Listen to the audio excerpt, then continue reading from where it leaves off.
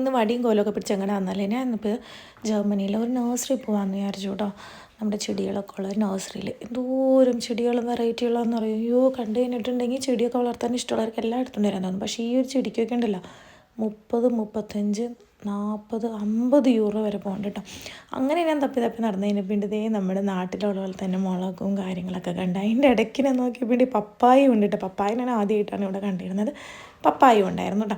എന്തോരം പൂവുള്ള ചെടികളാണെന്ന് അറിയാം. ഇപ്പം ഇതിനൊക്കെ ചെറുതായിട്ടൊന്ന് റേറ്റ് കുറയും. കാരണം ഇനി ഒരു മാസം കൂടെയുള്ള അടുത്ത മാസം തൊട്ട് നമുക്ക് തണുപ്പിൻ്റെ ഇതൊക്കെ തുടങ്ങുമ്പോൾ ഇതൊന്നും പിടിക്കില്ലല്ലോ. അപ്പോൾ അതും കുറച്ച് കുറയും കേട്ടോ.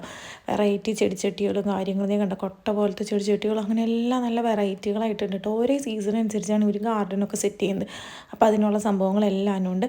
പിന്നെ നമുക്ക് ഗാർഡനിൽ ഇടാനുള്ള കല്ലുകളൊക്കെ ഉണ്ടാവുമല്ലോ, അങ്ങനത്തെ കല്ലും കാര്യങ്ങളുണ്ട്. പിന്നെ ഞാൻ കണ്ടതാണ് നമ്മുടെ വെറുതെ പറമ്പിൽ ഉണ്ടാവുന്ന പോലത്തെ കാടുകൾ, അതൊക്കെ പറിച്ചുവിടെ വെച്ചിട്ടുണ്ട്. അതിനും ഒരു പ്രൈസ് ഇട്ട് വെച്ചിട്ടുണ്ട്. അപ്പോൾ അത്രയുള്ളൂ. Okay, by.